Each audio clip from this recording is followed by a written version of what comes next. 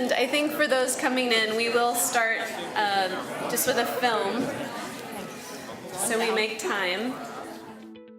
We need to think about where things are coming from, what we're putting on our bodies, and where it's going. What I get so excited about from the aspect of carbon farming and climate beneficial wool is it goes all the way back to the soil and all the way to the soil. The soil-to-soil life cycle is really the way we should be thinking about all consumer products. Where does it come from? Where is it going? Is it biodegrading? Does it work with all the healthy living systems that are associated with it? There is a major carbon imbalance in our environment. There is far too much carbon in our atmosphere, and there's far too little carbon in our soils. Carbon farming is one of the single best ways to restore the carbon cycle. Carbon farming is really paying attention to the fundamental function of your land base, which is to really build material. And if we could think about ourselves as conscious land managers that are actually helping enhance the carbon capture potential of our land base. That means cover cropping, that means windbreaks, that means restoring your creeks, putting oaks back into the pasture. There's all these ways to enhance the amount of carbon that you're pulling out of the atmosphere. I don't think of carbon farming as anything but enhancing the soil's ability to capture more carbon. Behind me are 2 compost piles, and the goal of these compost piles is to spread them on the alfalfa field and increase organic matter in the soils and draw down carbon into the soil. It's one of the most effective carbon farming practices that we can do. So if we were to scale carbon farming globally, we could achieve an increase in soil carbon at a scale that would actually begin to move the needle on climate change. We could draw down enough surplus carbon dioxide in the atmosphere to begin to make a difference in the climate change equation. So climate beneficial wool is the wool that comes from sheep that are grazing on landscapes where carbon capturing processes are being enhanced. There's so many ways on a sheep grazed landscape that you can enhance the carbon capture, and what we're doing with climate beneficial wool, it's actually pretty measurable. We're able to understand how much carbon we're moving out of the atmosphere. So we're actually giving the end user or the wearer a really transparent story. Climate beneficial wool is important to me because it's an endeavor that's brought production back home to California and into our local fiber shed, our local area. I hated the fact that our wool was produced here and then it would go to China and come back as ready-made clothing, and all of that production cycle was lost from the United States. So we brought that back. So that is really a big thing to me. Local natural fibers should be important to the consumer because from the wool producers to the spinner, to the weaving, to the cut and sew, it will be a completely regional product. We've been working to encourage our ranchers, our farmers, our producers of the raw material to have connections with the designers and the makers in our region. They are the ones who can take the fruits of our labors and turn them into products that people will buy, we hope, to support us all. Whether you're a consumer or a small, medium, large-scale brand, we can all make a more positive impact on the earth and help reverse the carbon imbalance. Climate beneficial wool is one of the ways we are working towards this goal. Working with synthetic fabrics compared to natural protein or cellulosic fibers is entirely different. You know, the protein and cellulosic fibers are alive. They're not plastic and rigid. And you just feel that. You can't ease synthetic fabrics into each other successfully. And so there's no shaping, there's no sculpting. It's a whole different medium. It lends to something more special looking in the end.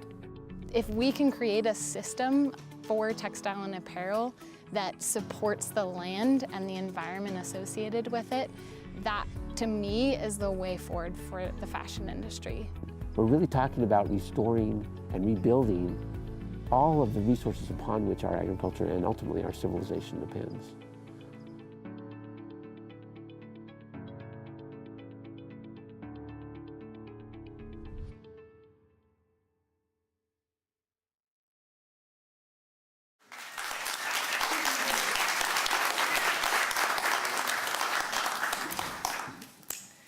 So we're gonna do 3 community updates, and I just want to check in and see if Robin Lind could come to the front and Matt Gilbert. Is Matt Gilbert here? And if he's not, if he doesn't come forward, is Sarah? Are you gonna? I'll go get him. You go get him. Great. Okay. Thank you. So actually, I think because Robin, that's okay. All right. Sorry. Robin, do you want to start with your community update? Sure. Okay, so Do we want the rest of our little crowd here? Maybe they're busy. Lonnie's yes, so busy. if Lonnie and Stephanie and Stephanie and Carol would Carol? like to come up. So these updates are really, they're economic updates. We are, and contextualized within the film you just watched, the idea of the climate beneficial economy. What are we doing as a community to lay the foundations to make this work more accessible to the end user and the wearer? And so in that accessibility conversation, why aren't we all wearing this? Why isn't it big? Why isn't it? Well, it's getting there. And part of the way it's getting there is by the individuals that are going to give you an update right now. So Robin, you can start, and Stephanie will be here shortly, I'm sure. Okay. Hi, it is getting there. We are really excited to announce that we, the Fibershed producers, artisans, other people that can be involved, are forming an ag co-op. We needed a business entity, so those of us that are selling could do it collectively. Yeah, it's so exciting. And so, and this has been going on because we know we've had meetings and talked to people, and then it's kind of like, well, whatever happened? Well, it's been happening. And so we have the paperwork in process, and I want to just read the mission vision. Think about this, stick with it. To provide stability and lasting prosperity for independent producers who own and operate farms and ranchers, and for those who create goods from locally grown materials within our Northern California Fibershed through cooperative marketing, value-added production, and education. We promote the use and production of regionally grown materials, supporting our community to enhance and restore our soil, water, and the health of the biosphere. So we've got the Ag Co-op is the business entity we have constructed. We're going to work to bring back our marketplace, our online marketplace, so that the producers and the artisans have a place to have it online, and those of you who like to buy those things can find it all in one place. We have some funding through the Force for Good Fund. We are taking a loan to help get this started. And we have an initial board, 4 of whom are up here. Carol, Lonnie, me, Rebecca, and Stephanie Wilkes are the initial board for the Ag Co-op. And we hope we'll be getting word out to you pretty soon about more details. This is the first time it's been publicly known. Yes, this is it.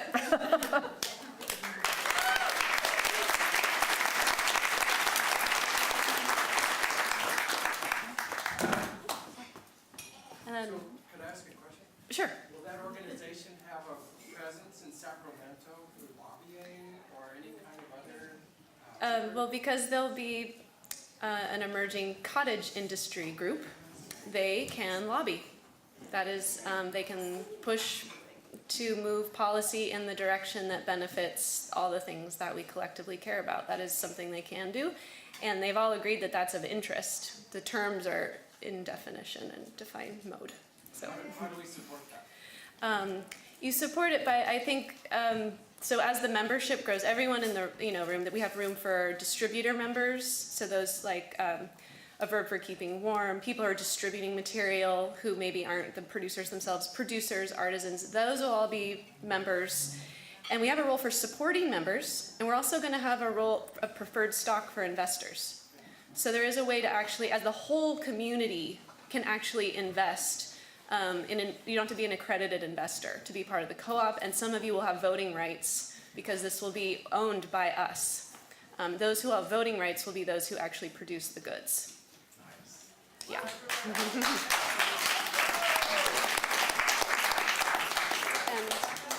Oh, yes.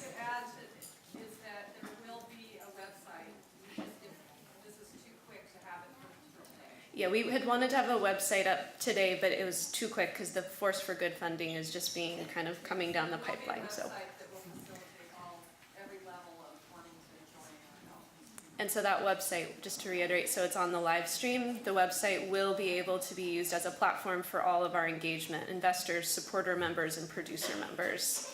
And then, of course, the co-marketing will also be a part of that.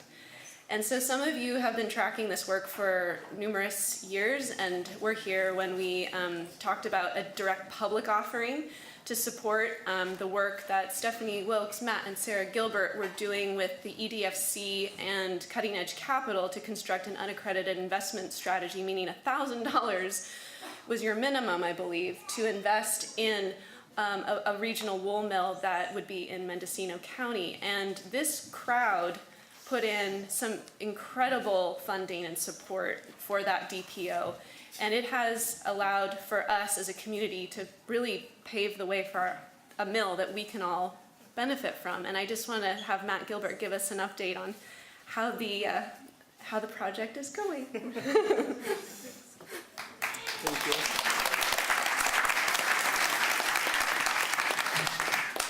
Hi.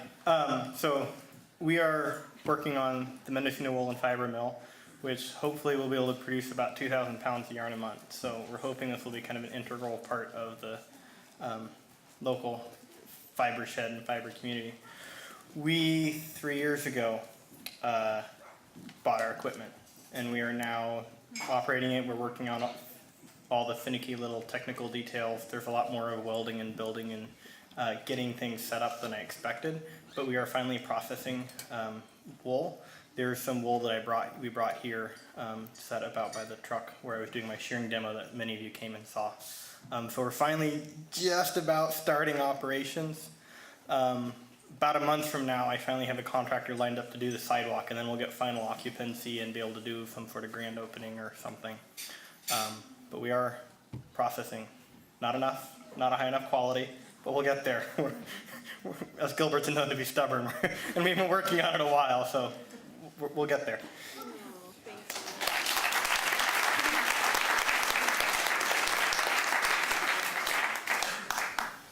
Our third economic update is, if you were here this morning and I showed pictures of the Houston textile mill, the mill owner is here today to give you an update about the weaving facility now in Rancho Cordova, and I'm so honored to have you here. Thank you for making your way here with all that's going on.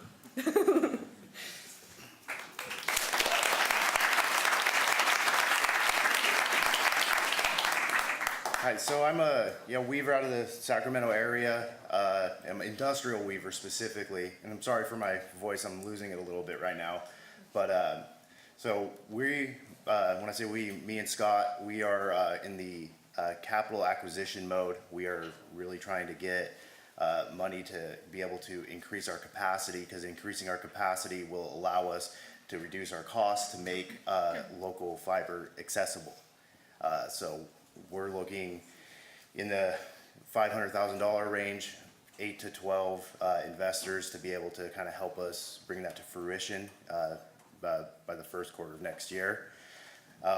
We have a few projects. We're not just doing that. We have a few projects going on. We have some canvas we're making, some organic car curtain canvas, some organic botanically dyed indigo denim, and we'll be running some more climate beneficial wool for Lonnie. So the way that you can help support us is if you know anybody that's an investor or a part of a family investor group, let me or Scott know. Scott will be around to talk to people, and support Lonnie and pre-order some climate beneficial wool, support Sally Fox, and help all of us get her fiber through the supply chain, and make it more accessible than just everybody in this room. Thank you.